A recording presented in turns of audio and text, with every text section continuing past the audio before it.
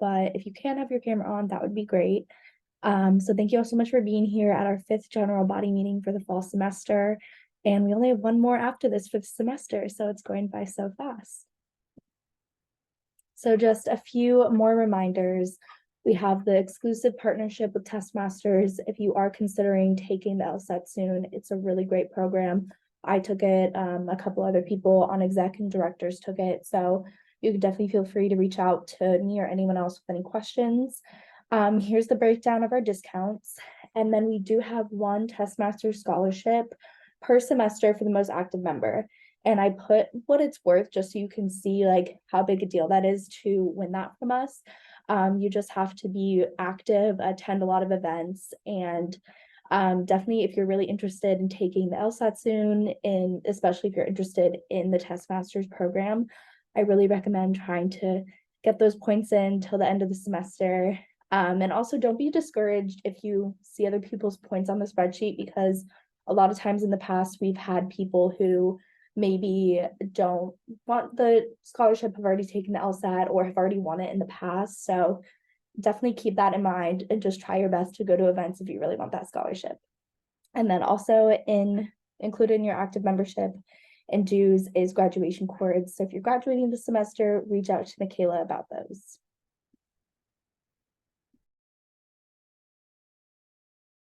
All right, everyone. So a couple of things about points. Active membership is 45 points. And if you're a director, that's 60 points. Please try, if you're looking to be an active member, to get those done pretty soon. So that way you can get your amazing certificate by the banquet, which will be announced later today by our awesome special events directors. Point spreadsheet is on Facebook. You have PLHS. It's in the group me. If you have any questions about it, it's up to date currently. The only thing that hasn't been updated is the event that happened today. Please make sure that you sync the Google Calendar to your calendar so you know what events are, so you don't have to worry about getting your points.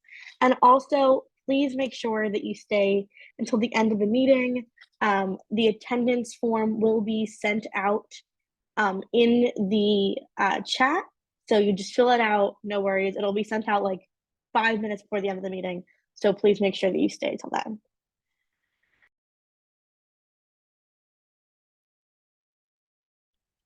Hi, everyone.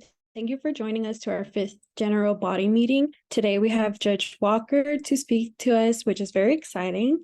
Our last GBM is on Wednesday, November 29th with Michelle Hanlon. And as always, all our GBMs start at 6:30 p.m. and take place on Zoom. All right, so we have a super exciting involvement opportunity. We have an opening in our community service director position. Congratulations to Grace. She got a full-time job offer and will have to be leaving us. So we're super proud of her, but we are needing to fill that position. So directors are responsible for hosting 2 events per month, and these are events that get our members involved in the community and provide services to different organizations here in Gainesville. So if you've been to some community service events or seen them on the calendar or anything, we had bouquet making for breast cancer patients, food drives, we've done outdoor cleanups, volunteering at different locations. So if you're interested in that, I definitely recommend applying. We would like to have an active member apply that is part of the requirement, just so that we know that you are dedicated to PLHS, you've met people in the organization, you know that you're committed. And if you have some trouble like with your points, like there's so many opportunities this semester left, like this month, and we're also offering a lot of different extra point opportunities this month, so keep an eye out for that. And the application will be due on December 1st. You can scan the QR code and someone will be sending it in the chat as well. It's December 1st at 11:59 p.m. and we're conducting interviews on reading days. So we're doing December 7th from 12 to 2 p.m. at Library West in a study room. And then same thing on December 8th, we're doing 5 to 7 p.m. in a Library West study room. So if you are interested, you're getting your points, you have good ideas to be a community service director, we definitely recommend that you apply. And if an interview time doesn't work for you, just reach out to us and we'll make it work. If you have any questions about the position itself, I would recommend talking to Megan or Grace. Just they have been in the position, they know kind of what the requirements are. You could also reach out to anyone on the e-board, especially if you have questions about the application itself. It's a pretty easy, straightforward application, but if you do have any questions, just let us know. And just to keep an eye out for the future, we normally have positions be a year long. So we have elections for the e-board in the spring, and then directors are selected in the spring as well. And they usually are for the fall and spring semesters of those next 2 semesters. So if maybe you joined late and you haven't gotten your points, you haven't gotten to be super involved, that's okay. If you want to just be active in the spring and then apply for that position in the spring when those open up, I definitely encourage you to do that. So again, scan the QR code. It's also being sent in the chat, and let me know if you have any questions. Community service. Hi, everyone. I'm Megan. Just to reiterate what Peyton said, please apply to be my co-director in the future next semester. Congrats to Grace again for her position. I'm really excited for her and I will miss her, but I'm also really excited to have a new co-director to bounce ideas off of. So please apply. So our event for this month is we are collaborating with the Florida Puppy Club, and basically they are a student-run organization that supports guide dogs and throws fundraisers for them and also takes care of them. So they are hopefully, I think, going to be bringing some puppies to the event. It will be on November 17th. It's on a Friday at 1 p.m. at Depot Park, and it will be dog toy making for a local shelter or for also the guide dogs as well. So I'm really excited about that event. Please come out and support, and also please apply to Community Service Director. Then for our second event in November, we are going to be hosting a Thanksgiving food drive, and we're going to be donating non-perishable food items to the Bread of the Mighty food bank. So both Megan and I will be collecting for that. I'm going to be collecting at Library West from 12 to 2 on Monday the 20th. And Megan will also be collecting at Norman from 12 to 2, Tuesday the 21st.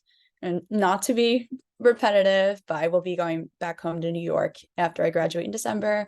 And I've had so much fun planning all these events with Megan, so I highly suggest you all apply. It really is rewarding.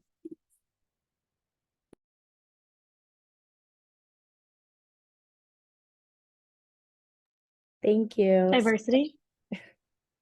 Sorry. Hi, everyone. We have 2 exciting events this month. So our first one is a Native American Heritage Month Kahoot. It'll be on Monday, November 13th from 4 to 4:30 p.m. And it'll be on Plaza and also on the Zoom. And I'll also send a reminder in the group me later this week just to let everyone know about it. Our second event is a Harn Museum group visit, and that'll be on November 30th from 4 to 5 p.m. And we'll send a sign-up sheet in the group me later in the month. And if anyone needs any rides, we'll also ask about that and see if anyone can carpool. Fundraising. Hey guys, so our event for this month is going to be next Tuesday. It's going to be a Jeremiah's fundraiser at the Jeremiah's on Archer from 6 to 10 p.m. The receipts will be DM'd through GroupMe as always, and I will send out more information next week, and then I'm going to pass it over to Colin to talk about our other event.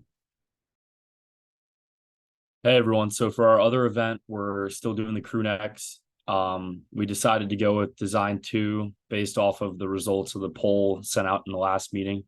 We're going to drop an order form in the GroupMe sometime this week or next week so that we can get them ordered and have them come in before winter break.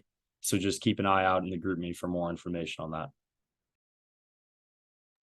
They look great, so I'm so excited. Internal affairs.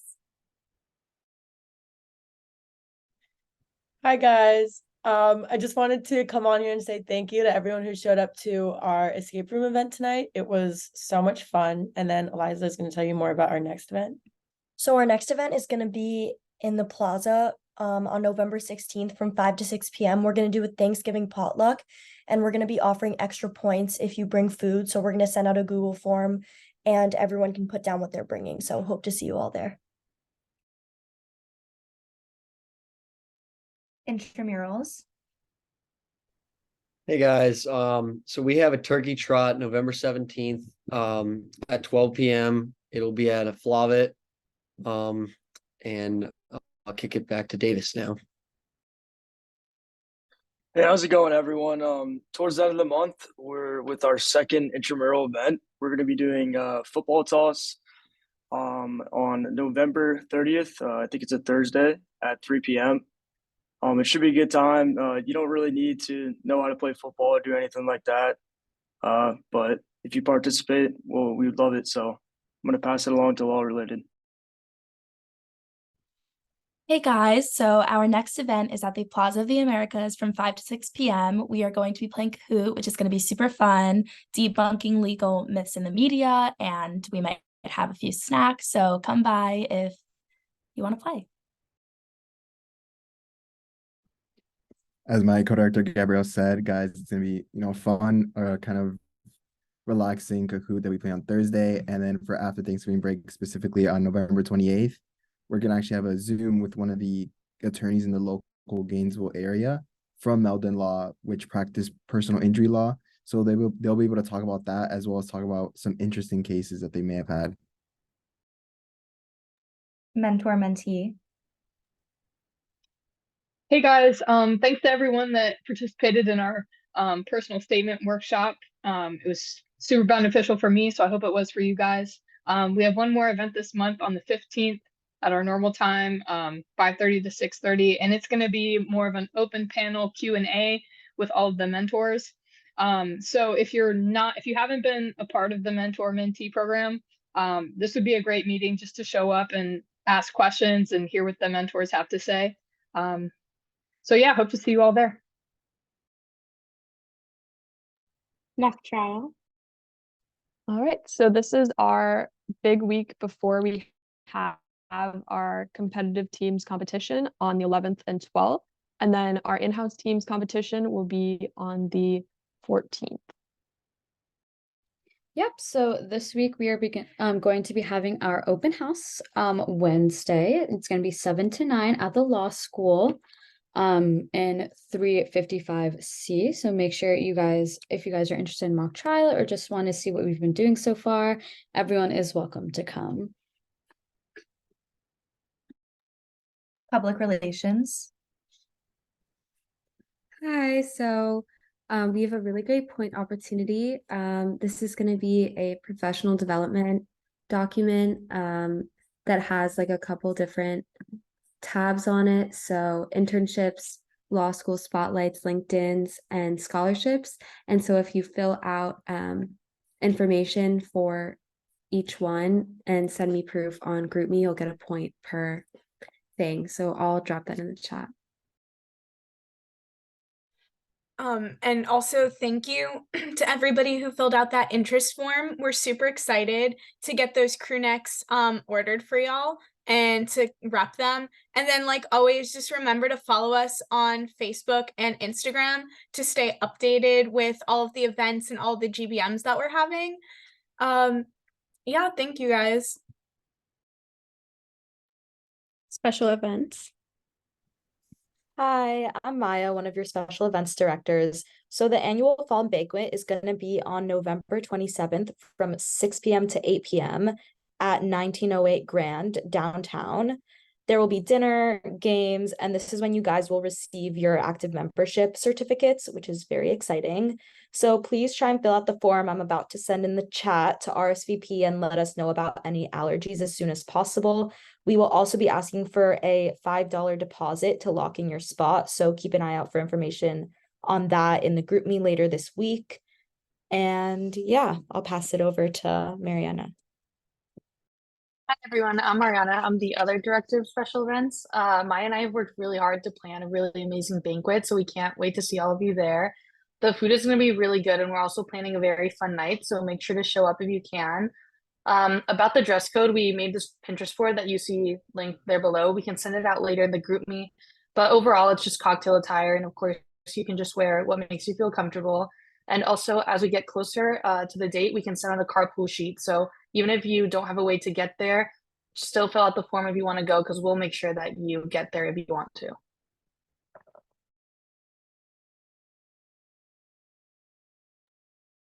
Hi, everybody. I am very excited to announce that tonight we have Judge Gloria R. Walker of the 8th Circuit Bench here with us. She received her Bachelor of Arts in Business Management from the University of Florida with highest honors and her Juris Doctorate from the University of Florida Levin College of Law with honors as well. Very impressive. And she began her career as a legal services attorney at Three Rivers Legal Services, Inc. in 2003. For over 10 years, Judge Walker served on the board of the 8th Judicial Circuit Bar Association and served as their president before being elected to the circuit bench. Judge Walker is currently assigned to the Alachua County Family Division, Baker County Circuit Civil, Probate, Extraordinary Writs, Mental Health, Family, Domestic Violence, Juvenile Dependency, and Juvenile Delinquency. So welcome, Honorable Walker. Are you here? Good evening. Yes, I am here. Can you all hear me? Yes, we can. Good evening. Thank you all very much for inviting me. I was honored to participate in your meeting this evening. I am a circuit court judge, which means that we have 6 counties in the 8th Circuit. Those counties are Alachua, Levy, Gilchrist, Bradford, Baker, and Union counties. So I am a circuit court judge that can serve in any one of those 6 counties. For the last 4 years, I served as a circuit court judge in Baker County and currently in Baker and Alachua County, I should say. And currently I am assigned strictly to Alachua County. I am honored to participate in your meeting this evening for 2 reasons. One, I am a double gator from the University of Florida, having graduated both my undergrad degree from UF and also my law degree from UF. But also, I was part of the Pre-Honors Society at UF when I attended UF many years ago. And so it's great to come back and speak to you all as you're interested in attending law school or becoming lawyers. I would also like to thank Ms. Sydney Perkins for personally inviting me and for keeping in touch with me regarding the logistics of the meeting this evening. As I speak, there are many of you on Zoom, which is wonderful. It appears there's 86 of us on Zoom. So as I speak, if there are any questions that you have, please post them in the chat room and I will pay attention, and maybe Ms. Perkins can help me. Yeah, I can help facilitate that for you. Yes, if you see any questions that I may overlook, if you'll just stop me and we'll try to answer as many questions as possible. So a little bit about myself. The lighting here is awful. I'm actually at home and not at the courthouse. The lighting there is much better. But so a little bit about myself. As I said, I am a dual graduate from the University of Florida, undergrad and law school. I met my husband in 1996 at the University of Florida. We have been together for 27 years and have been married for 24 years this December. We have 2 beautiful daughters. They're going to be 14 and 17 in January, and they're both at PK. And my 16-year-old is dual enrolled at PK and also at UF. So how did it come to be that I became a lawyer and made a path for myself onto the bench? So when I attended the University of Florida as an undergrad student, I was a transfer student from Broward Community College. And when I got to UF, I immediately noticed how different I was from my colleagues in my classes. And so you all should know that I come from a single family household. I was raised by my mom, who had a 5th grade education. So at home, education was not something that was highly instilled in us. In fact, the only requirement we had at home was to get a high school diploma, because if we had a high school diploma, we would do well. Well, as you all know, in this day and age, having a master's degree is not enough, right? So we've come a long, long, long ways from that. But when I got to UF, I immediately recognized that I wanted to do more with my life. And I decided that I would either be a doctor or a lawyer, which is kind of funny because those are not the only two professions in life, but it's what people hang their hat on. You either want to go into law or you want to go into medicine, unless you're going into sports or something else. And so I decided I would go into law, primarily because I didn't do well in chemistry. And I found chemistry to be quite challenging. So I knew that I could not go into medicine given the limitations I had in my chemistry class. So I, as a first generation college graduate, I had an enormous learning curve because I didn't have any support at home or anyone that I can ask questions to. How do you do this? How do you manage? What do you do next? What's the LSAT? How do you take the LSAT? How should I prepare for the LSAT? There were lots and lots and lots of questions that I had that there was no one available at home to ask these questions to. And so I would first and foremost, I start my conversation, our discussion this way this evening, and I will close my discussion this way this evening, is the importance of having a mentor. Mentors are critical to your overall success in life. You have to have a mentor because a mentor is someone who is doing something you want to do. And so if you want to go into the practice of law, you want to have a mentor who is a lawyer. If you want to be a judge, you would like to have a mentor who's a judge. And so since I wanted to go to law school, I needed to figure out, how am I going to get to law school? What does that entail? And so I am a very curious person that asks a lot of questions. It's one of the blessings in my life, if you will, is I'm not afraid to ask questions. And I would encourage you all to ask questions. And I would tell you that there is no dumb question. The only dumb question that exists is the question you don't ask, right? And so you have to ask questions. And sometimes for us, it's embarrassing to ask questions because it gives people the impression that we don't know something or we don't know what we're talking about. Oftentimes people view that as being weak. It's actually a position of strength because there is courage in asking questions, particularly to people that you don't know, and particularly to people who are doing something you want to do. And so asking questions is a very important way to become successful and to achieve whatever goals you may have in life. And so as an undergraduate student, having transferred from Broward Community College as a junior student, I only had 2 years to figure out what it was I needed to do to graduate from the University of Florida with a bachelor's degree and move on to law school. And so the first thing I did was visited the law school and asked the law school in admissions. I went to the admissions office and visited the law school and asked admissions, what do I need to do to get admitted to the University of Florida Levin College of Law?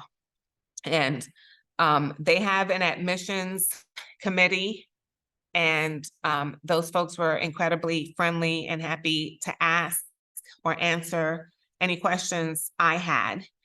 And so this is the advice they gave me. And I've been a lawyer and judge now for 20 years. So it's been 20 years, but it has not changed much. I'm still very friendly with some of the people at the law school here at UF that are still in admissions 20 years later. And so your grades are critically important to your acceptance to any law school. But the grades in it of themselves is not enough. In addition to your grades, you have to have something that sets you aside, that diversifies you, that sets you aside from at the time when I applied back in 2000, there were 3,000 applicants. I think today, and if anybody knows the exact numbers, but I think today it's somewhere between 4,500 and 6,000 applicants, at least to the University of Florida. So the numbers have essentially doubled in 23 years as far as the number of applications to the University of Florida. And I can only speak to the University of Florida because I attended the University of Florida. I would advise you that if you have another university in mind, that you do exactly what I did at UF, but to that law school that you're interested in attending. So I was told that grades were incredibly important. You have to have really strong grades, but grades, again, in and of themselves is not enough. In addition to your grades, you have to somehow diversify yourself. So I was told that I had to figure out how to set my application aside from the other 3,000 students that were applying to UF at the time. And so with that in mind, I studied abroad. And I studied at the University of Utrecht in the Netherlands. And I did a summer program there. It was an incredible experience through UF because I was in the Netherlands. And I was close enough to other countries, if you will, in Europe that I could travel and do excursions. So in addition to being in the Netherlands, I traveled to Rome and to Paris and to Florence and to Switzerland. I went to, there was another country I went to. It was an amazing experience. And it was something that I can put on my application and on my resume that separated me from the rest of the pack of the other applicants that were attending or applying to UF at the time. Your personal statement is incredibly important. And so in your personal statement, they also want to know, well, what did you do? And what makes you a good candidate for our law school? So in your personal statement, you want to talk about adversities, if you have any in your life that has molded you, that shaped you, that make you the person that you are. Basically, they want to know, what do you bring to the table if you're going to attend our law school? We simply don't want everyone that have 4.0 GPAs or above. We want people that bring something that's different to the law school. So if you have any adversities in your life that you want to discuss freely, and it could be anything, for example, because I have a 13-year-old and a 16-year-old today, I'm already encouraging my 16-year-old to talk about her bullying experience when she was in high school, right? Bullying is real. It happens. Many of our children are bullied or know someone who has been bullied. And if you have ever been bullied, then maybe that is a subject matter that you can discuss. And what the admissions office wants to know is, well, how did you overcome that? How did that change you? How did that make you the person that you are today? If that was your experience. If that's not your experience, I'm sure that each and every one of you have your own personal experiences that you can discuss in your personal statement. But they read those personal statements and they want to know something personal about you, something personal about you that's going to make you an asset to their program. So when you write your personal statement, consider that as well. So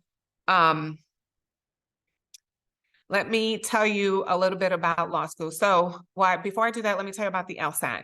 I found the LSAT to be a miserable exam. I thought, and I don't know, and you all can tell me, they've changed it to where the LSAT is not the only way to get into law school. I don't know if the SAT or there are other exams that are approved these days. Does anyone know? No? Okay. In the So let's chat, just, you said the GRE. uh-huh.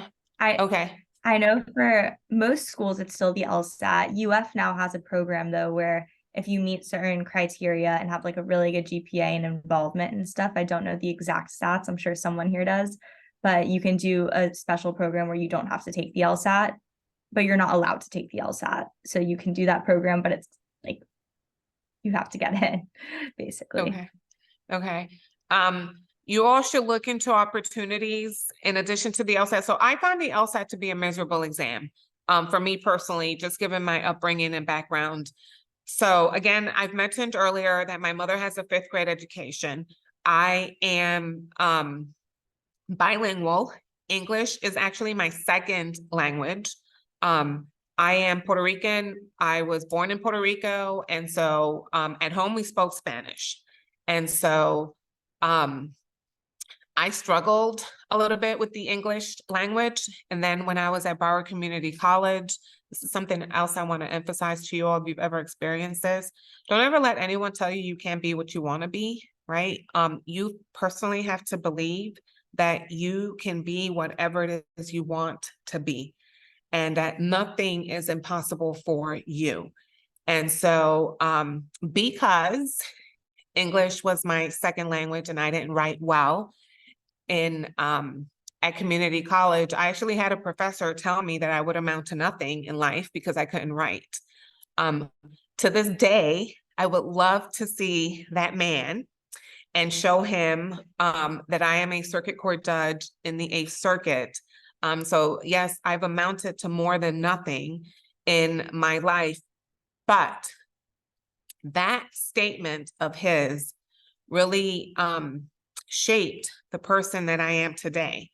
So I say that to say that sometimes we have negative experiences, but those negative experiences can turn into positive outcomes if we take those experiences and work with them as opposed to letting them turn us, making us depressed or turn us down or make us shy away from whatever it is we want to do. So for the LSAT, I bought every single LSAT exam that was released at the time I took it, which was back in 1999 or 2000. And I conditioned myself both mentally and physically to take the LSAT every Saturday morning, exactly the time that it was administered through the state, at the same time, the same day, under the same conditions. And I did that every single Saturday for up until like 10 to 12 weeks before I actually took the LSAT. And that really helped condition me for taking the LSAT. And part of the test is the anxiety that comes with taking that test, and recognizing the outcome of how you do on that test sort of dictates whether or not you go to law school. So I did that. The other thing I did was when I took the test, I wore headphones immediately after during the break. You'll get a break for lunch. I put headphones on immediately and I sort of zoned out. So I didn't listen to anybody else saying anything about anything, because that also affects your mentality and the way you think and what you've heard. And some people are commenting and you're like, wow, did I get that right? Did I get that right? Oh no, I didn't do that. So I didn't listen to anything. The minute it was over, I put my headphones in, I listened to those, and I stayed in that sort of zone until it was time to go back and take the test and do the other half. I did just fine. I took it once. That was the other concern I had at the time back when I took it. If you took it more than once, they would average out your score. So you had to do exceedingly better the second time around. And since I found the test to be a miserable test, I did not want to take it more than once. I did not take it more than once. I took it once. I did more than sufficient and got into law school with my first round of the LSAT exams. When you get to law school, for me personally, it was exceedingly exciting because I was not only a first generation college graduate, now I was going to law school and I was going to be a lawyer. And so I was very, very, very giddy and happy to be at the law school. And I walked into my classroom every single day and I was like, good morning, good morning, good morning, good morning, good morning. And you will find that law school is a very competitive environment and that people are not as friendly as you would like them to be. And so within the first week or so, I recognized that my excitement about being at law school was not shared by my colleagues and peers. Frankly, I didn't care. I was reminded every day that I was a first generation college graduate who was going to be a lawyer. And for me, it was an exceptional blessing to be at the law school, remembering that my mom has a 5th grade education. And so I really didn't care about my colleagues or peers as much. Law school's tough. If you all are accustomed to getting A's and really high B's, you will find in your first semester of law school, you might get a couple of C's and B's and maybe an A, maybe a single A. And for anyone like myself who got straight A's, having graduated from undergrad with high honors, that was challenging for me. I'm like, what do you mean? No, like I get straight A's. What, a C? So it's a different way of thinking in law school. And the best analogy that I can give you is, if you all are familiar with the shrunken head, I believe they do that in Africa, where they take a head and they put it in a rock and they shrink it. And then they take the rock out and they put another rock in and they shrink it and shrink it. And then they have this itty bitty little head. Have you ever seen that on TV or anywhere? That's what law school's like. They want all the garbage out and they want to teach you and train you to think in this itty bitty little head. And so that's difficult because we bring to law school everything that we know and everything that we think we know. And we think we know everything because we get straight A's and we're brilliant. And so it's a different way of thinking. And it takes some getting used to. Just today, I was offered an opportunity to be an adjunct professor next spring at the law school to teach how to take the bar exam. And if you all are taking notes, and this is true in your law classes as well, IRAC, if you haven't heard IRAC, you'll hear it and you'll hear it and you hear it again, but that's what you need to do in every single one of your exams. And what you need to do when you take the bar, the essay portion of the bar. And what does IRAC is an acronym, and it stands for issue, rule, analysis, and conclusion. And so your professors are looking for you to spot the issues, and there will be many. And let me just tell you now, there is absolutely nothing in a law school exam,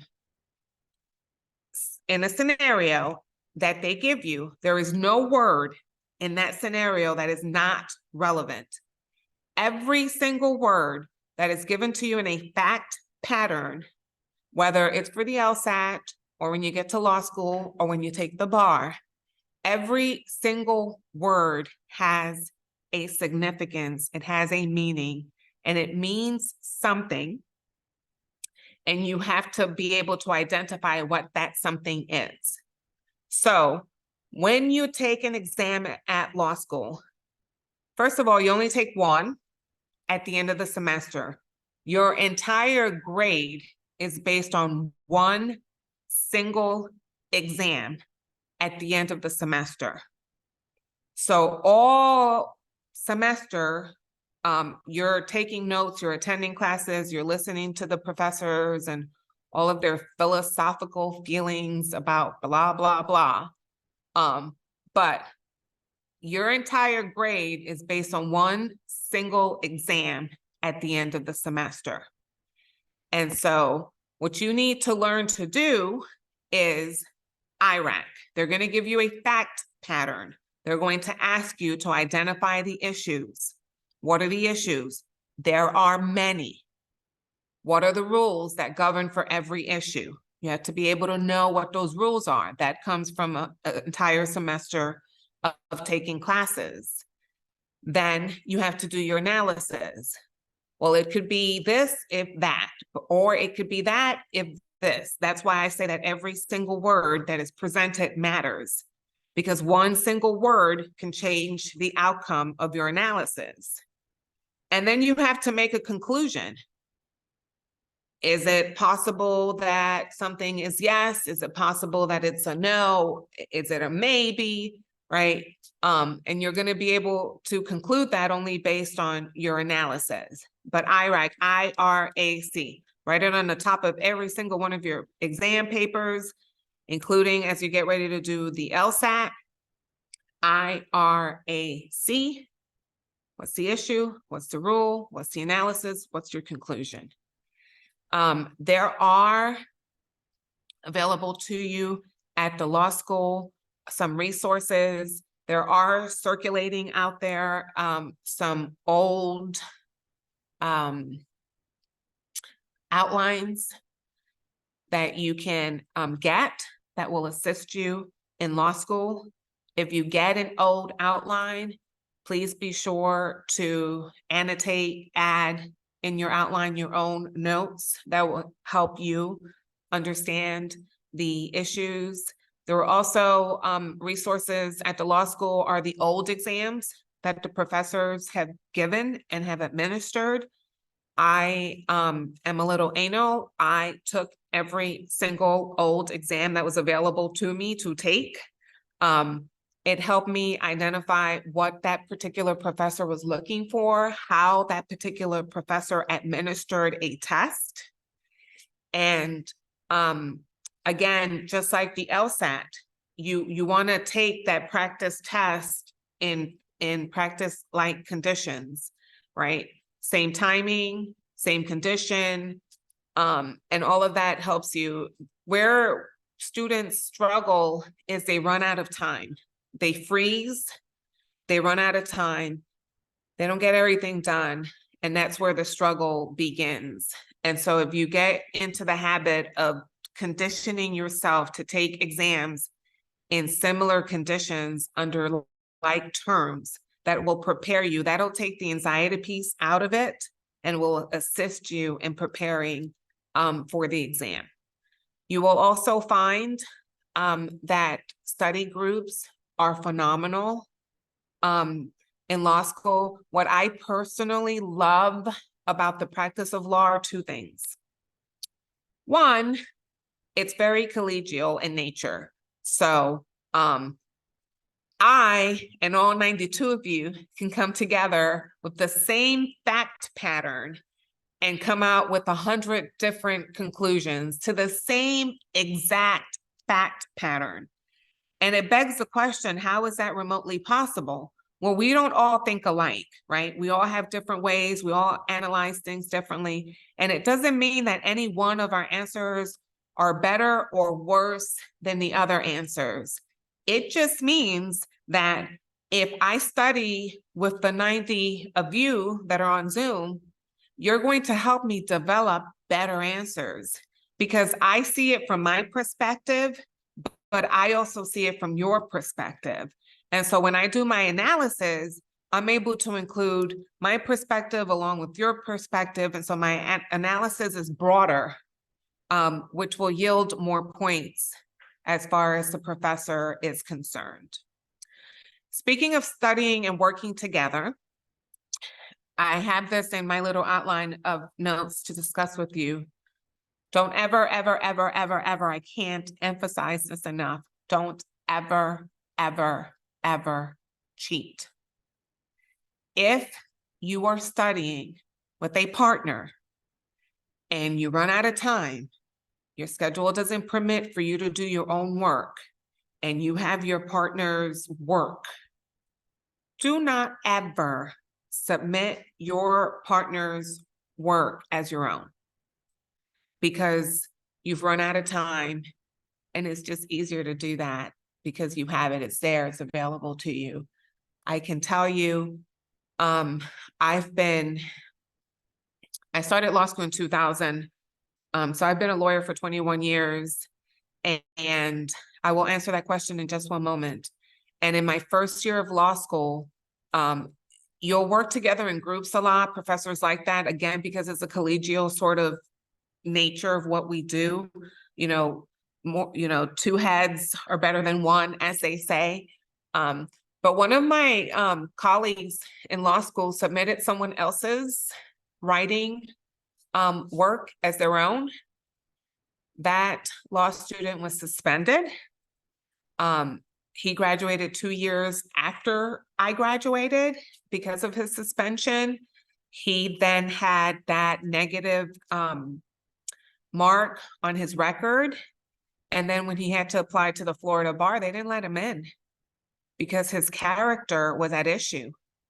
And so one of the other things that I want to discuss with you is the importance of your character and the importance of your reputation. I don't know if they do this today, but they did it back when I went to law school. They would say to you, look to your left, look to your right, look in front of you, look behind you. And someday that person to your left or to your right or in front of you or behind you, and they would literally make you do that, like turn around and look to people behind you and look to people in front of you during orientation.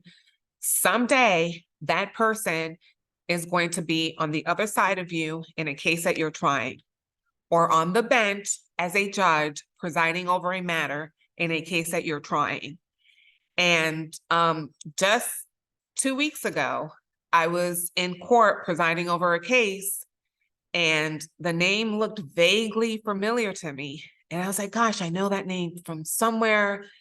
And I looked it up in the Florida bar, and lo and behold, she and I went to law school together. She and I graduated from law school at the same time.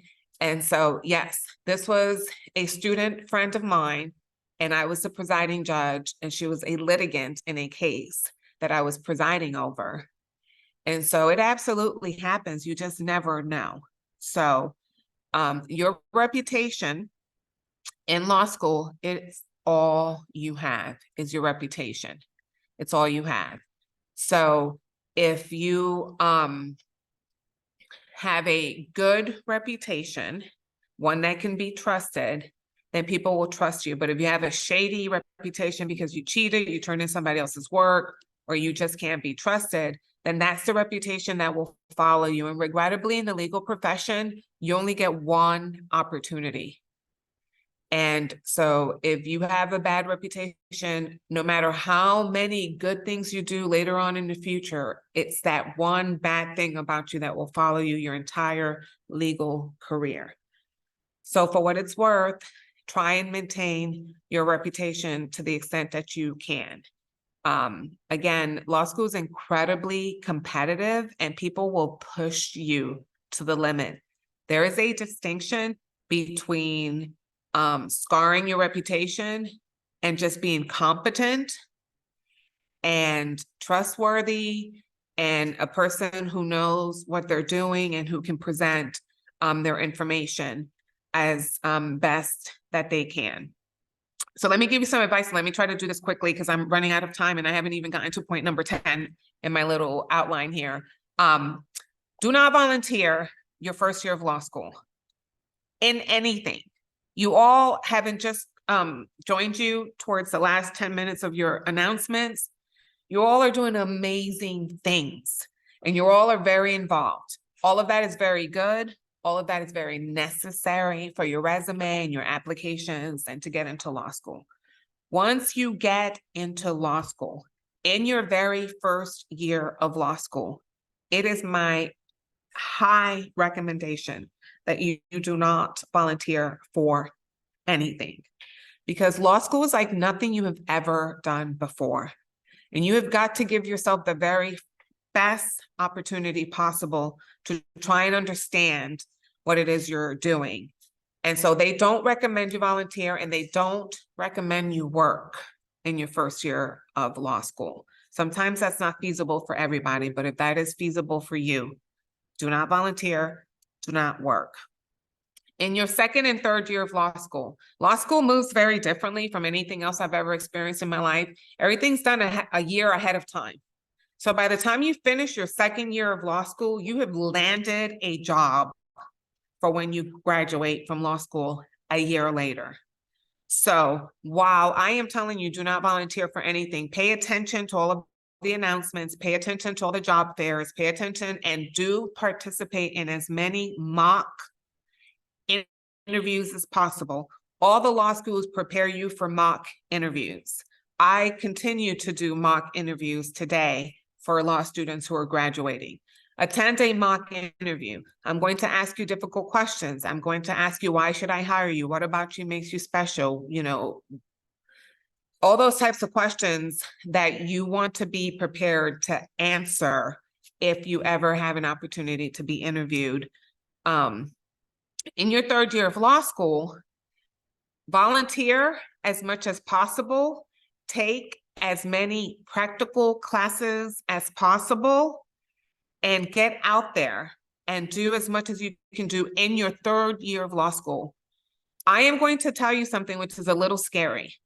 You're going to graduate from law school having completed 3 years of law school, and when you graduate, you are not going to know how to practice law, because law school doesn't really prepare you to be a lawyer per se. It just prepares you to think like a lawyer, but it doesn't necessarily teach you how to be a lawyer. So I'm going to circle back to how I started about mentors. I think that you all should volunteer in as many positions as possible in the legal arena.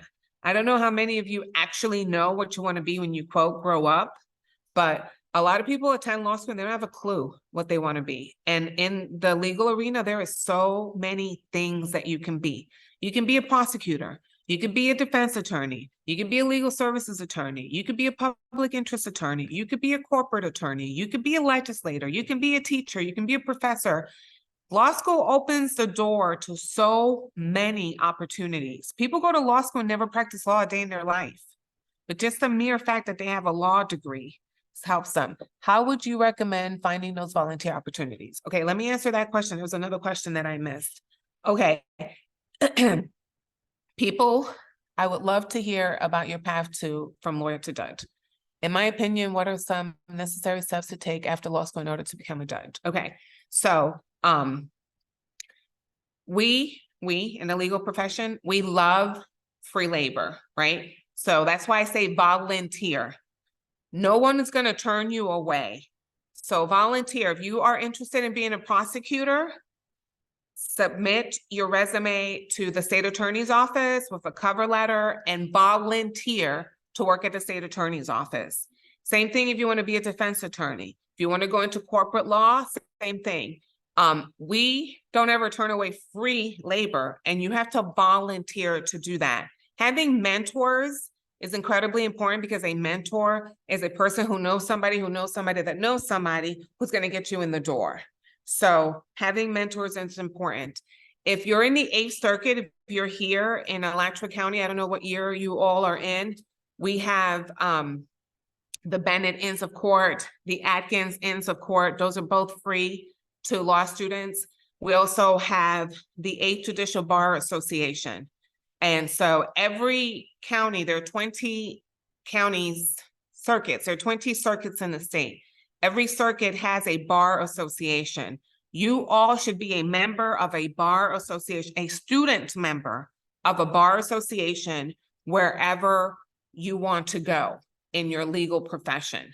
And so again, that's a free membership to students. That is an opportunity for you to mingle with judges and lawyers at a lunch. And it's an opportunity to meet some of the mentors that you would want to meet. All you need to do is meet one person who can connect you to somebody else. And that person, if they don't know, they can connect you to somebody else. For myself personally, let me answer some of the questions Again, I said how incredibly blessed I was to attend law school, having been a first generation college graduate. And then now I'm going to be a lawyer. And so I graduate from the University of Florida with honors. And I feel personally so incredibly blessed that I had the opportunity to attend both college and law school that I personally wanted to pay it forward and give back. So I never went into the legal profession for money. I went into the legal profession to help others because I saw that there was a need to help others. Now, going into the legal profession for money is not a bad idea. Let me talk about money. Two things about money. I don't know where you all are, but student loans are outrageous, continue to be outrageous. When I graduated from undergrad and law school, my student loans hovered around 125, 150, somewhere in there.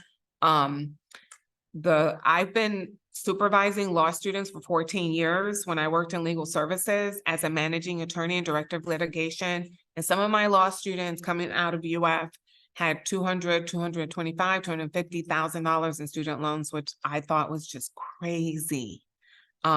So if you all have student loans, you have to look for opportunities where your student loans could be forgiven. Where are those opportunities? State attorney's office, public defender's office, legal services, any public interest type of position.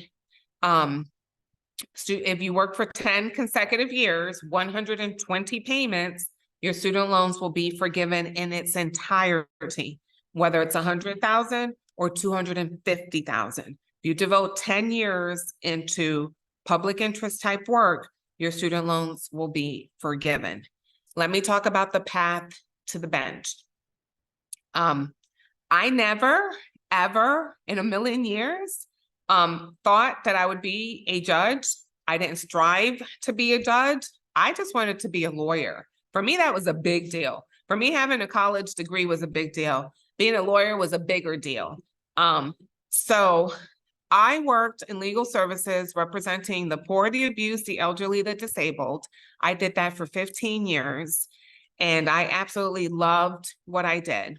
And then wherever you go in life as a lawyer, there are going to be these things called investitures, where lawyers are invested and they become judges, and they get their robe and they get sworn in, and it's a ceremony that it's just an absolutely beautiful ceremony. So for 15 years as a lawyer, I would attend these investitures. Every single investiture, any single person that became a judge, I would go to their investiture. And I just thought it was a beautiful ceremony, and I just loved it. And I thought, as Oprah says, you have to dream big. And so I thought, I want to be a judge. Look at all these lawyers getting sworn in to be judges. And so I had to figure out how to get into law school. I had to figure out how I was going to be a judge. There are two ways to be a judge. One is by appointment. The other one is by election. The appointment path is through the governor's office, and it involves a 50-page application. It will literally take you over a month to complete the application because it is that detail intensive.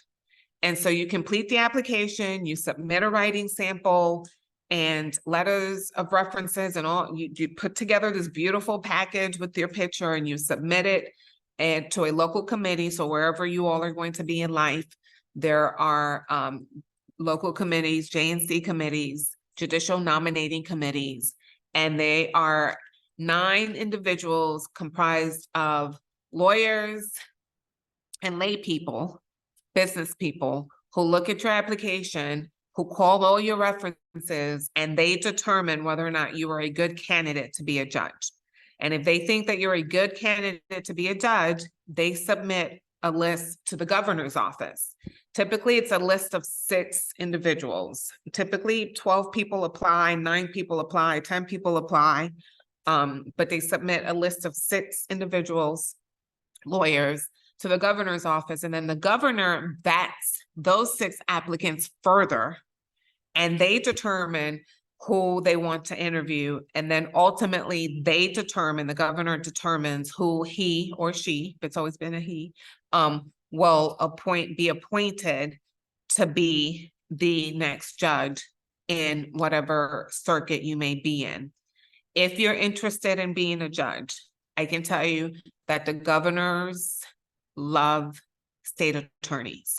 I happen to be married to a state attorney. My husband had a better shot as a fellow transfer student in South Florida, and I'm curious to what drew you to stay in Alachua County. They like state attorneys. Governors like and frequently appoint state attorneys to the bench. The reason that is because there's this notion that state attorneys have a lot more court practice. They're in a courtroom more frequently. They're trying more cases. They have hundreds of cases. And so they have more courtroom experience than some other lawyers may have. I indicated earlier that I was born in Puerto Rico. I was only there for 21 days. So I tease and I say I'm the cheapest excuse for a Puerto Rican you will find.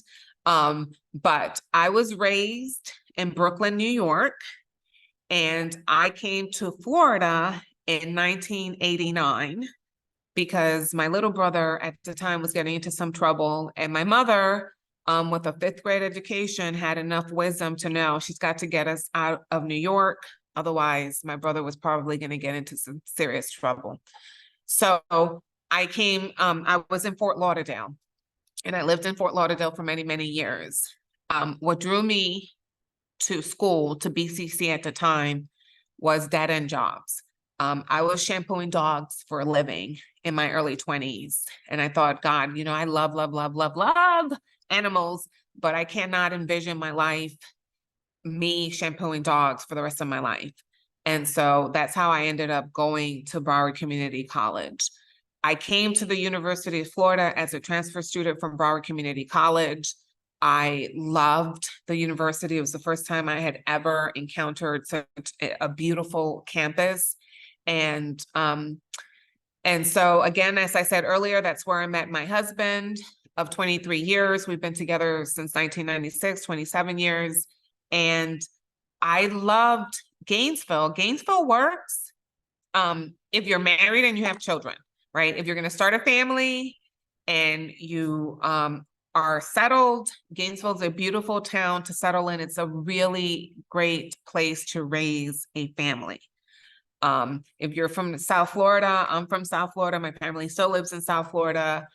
You know when you're getting home, when people start flipping you off and honking the horn and cutting you off. It's a very different world in South Florida. But that's where the money is. I had the opportunity before I went to legal services as a new associate to make $90,000 right out of law school. And so I want to talk to all of my female counterparts who are here, and then address my male counterparts. It really matters what type of law you go into and what you want to do and be when you grow up.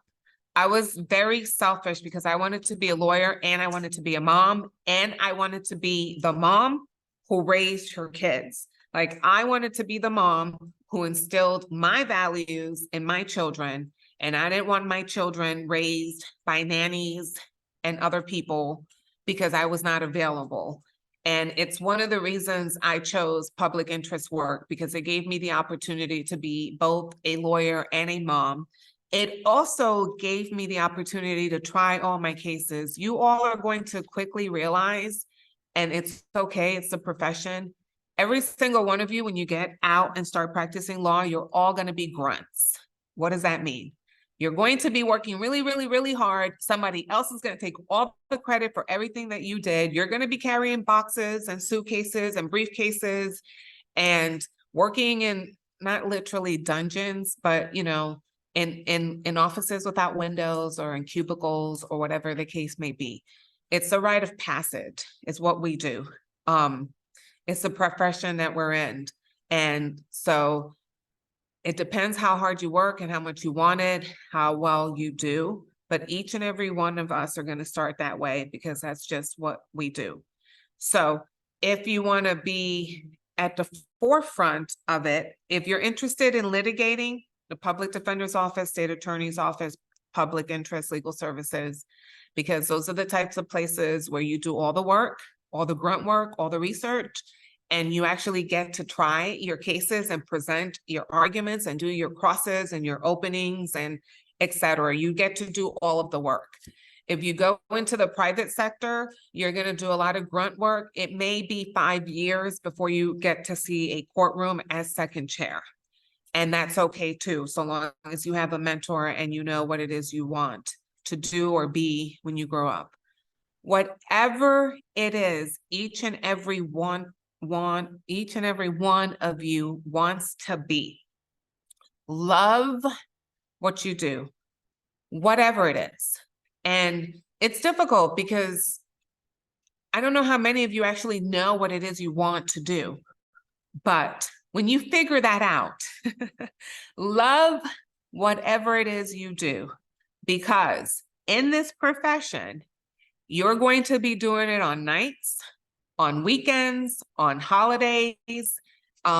You're going to be doing it on times you really, really don't want to do it. But if you love it, if you really, truly, truly love what you're doing, it doesn't bother you. I've had to write briefs during Thanksgiving, and it didn't bother me because I was passionate about what I was doing. I was passionate about my arguments, and it really didn't matter to me that it was Thanksgiving. It mattered to other people, but it didn't matter to me because I loved what I did. And so how I got to the bench, circling back around to that question, is 2 ways to get to the bench: by appointment or by running.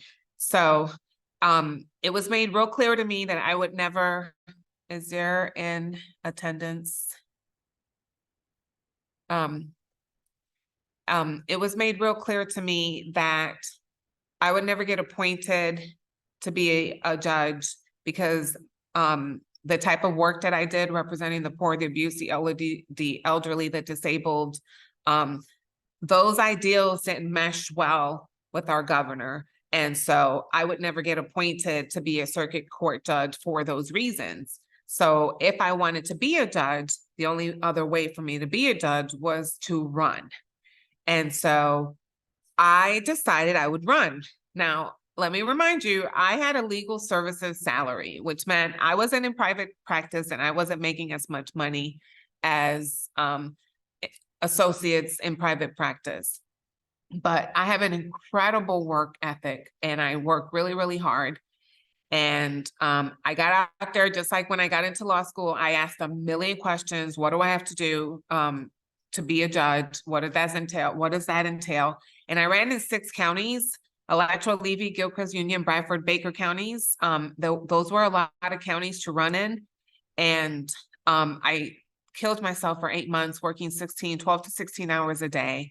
And I went up against an individual who had $100,000 by his name going in. And I had nothing by my name going in other than my passion and my work ethics. And so I ran circles around that guy and I won.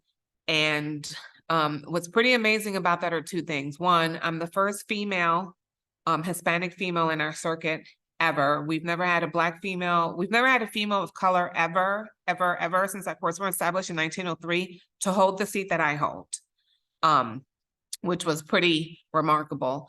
The other thing was that every single person that loved me and knew how competent I was in the work that I did was absolutely sure that I would lose because they've never had a person, a female of color, to hold this position. That's what motivated me, was everyone saying, I know that you can do the job. I know that you're competent to do the job, but we've never had a female of color to hold this position. So I just don't see how you're going to get there. And so that's what motivated me to get it done. And it was a blessing. It went well. I've been on the bench for 5 years. You only need 5 years of legal experience, 5 years of legal experience to be a judge. So get your law degree, practice law for 5 years. You can apply or you can run to be a judge. That's all you need. At the time that I put in both my application and then subsequently ran, I had 15 years of legal experience behind me when I ran to be a judge. And so I am happy to answer any questions that you all may have that I haven't answered yet. I think we just have a couple minutes left. I'll ask you one question that was anonymously shared with me in the chat. One of our members is from a similar background as you, and they want to know how you would navigate the struggle between choosing a law school and the very real thing of not having a lot of money. Lots of prayers, and just really, truly hard work. Like it wasn't about money. I don't know if I said it earlier. If I didn't, I meant to say it. And I think it's what you all might be saying about the LSAT. There are opportunities for you all to get practice. Like there are pre-summer law school courses that exist. It's called CLEO. I don't know if it's still called CLEO. It was called CLEO when I started law school, CLEO. It's an acronym. And I went to Kansas City, Missouri, and I stayed on their campus for 6 weeks, and they taught me how to be a law student, right? So they introduced IRAC to me. They introduced studying. They introduced outlines. They introduced all the things that I needed to know. And that was through a scholarship that you apply for it. I got a scholarship. I also got a scholarship for law school. And for those of you who are interested in attending law school at UF, I hear UF is giving like free 3-year rides, like your full 3 years at UF. They have scholarships for you to attend UF. UF is ranked like top 10 law schools in the nation. Our dean, our first female dean, Dean Rosenberry, who just left to be a dean at another prestigious college, took us from the bottom 2nd tier and bumped us up to the first top 10 in the nation for law schools. And so there are opportunities. It goes back to what I said when I started, which is you have to ask questions. You have to get a mentor. You have to ask questions. The only silly questions are the ones you don't ask. And as they say, you have not if you ask not. So you have to ask because nobody knows everything, but somebody knows somebody that knows something. And that's how I managed to get into the University of Florida. It's how I managed to get into law school. It's how I managed to become a judge. I asked lawyers in very prestigious law firms who knew my work, what would it take for me to be a judge? Could I be a judge? Should I be a judge? And all I heard was, you're competent, you can do the job. We love you, but Gloria, you're a female of color and it's never going to happen. And these were people who love me. That's what they said to me. And so what I heard, because I turn everything around, right, and make it a positive. So what I heard was like, oh, I can do the job. My only issue is that I'm a female that happens to be of color. And for that reason, I have to run. Because for me, that wasn't a legitimate reason not to do it. And so it's why I did it. Thank you so much for your incredible responses. I feel like you have been an inspiration to all of us. And thank you so much for being here. We're going to wrap up the meeting now. If anyone has any last minute questions, you can drop them in the chat. And also, I'm happy if you want to share my email address with your group. Perfect. And they can send me individual emails. Yes.